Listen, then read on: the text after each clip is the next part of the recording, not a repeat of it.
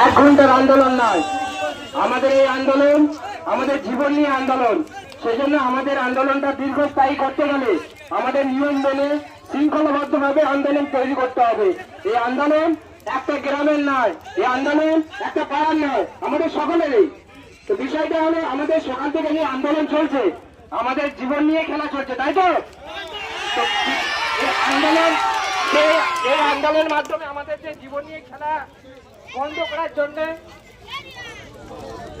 Hello hello hello জীবন নিয়ে ছিনিমিনি আর নয়। সেই জন্য আমরা আমাদের আইসি সাহেব, বিভিন্ন পদাধিকারী, ল অ্যান্ড অর্ডার যারা মেনটেন করেন, থানা থেকে এসছেন। তো আমাদের বিষয়গুলো অযৌক্তিক নয়, যে বিষয়গুলো হলো ইলেকশন কমিশন অফ ইন্ডিয়া যে সমস্ত প্রতিশ্রুতি দিয়েছিলেন একটাও মানেননি। বিষয়গুলো কি আপনারা ভালো করে মন দিয়ে শুনবেন। প্রথমে যখন এসআইআর ফর্ম ফিল আপ করার জন্য কোনো প্রকার ডকুমেন্টস লাগবে না, এইভাবে প্রতিশ্রুতি দিয়ে মাঠে হাত বুলিয়ে এসআইআর ফর্ম ফিল আপ করা হয়।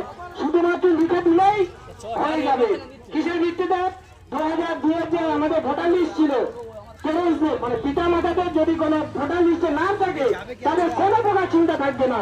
এইভাবে সাধারণ মানুষকে সাধারণ ভাষায় বুঝিয়ে ফর্ম ফিল আপ করে নেওয়া হয়। কিন্তু এখন আমরা কি দেখছি? সকালে উঠে দেখছি আমাদের ঘরে নোটিশ। কিসের নোটিশ? তোমার নামে নোটিশ এসে সকাল 10:30টায় পৌঁছাতে হবে। কি নিয়ে? সেটা ক্লিয়ার নয়।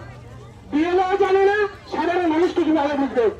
সেইভাবে আমাদের এই আন্দোলন গড়ে উঠেছে। এই আন্দোলন সমাধানের জন্য, এই সমস্যার সমাধানের জন্য আন্দোলন গড়ে উঠেছে।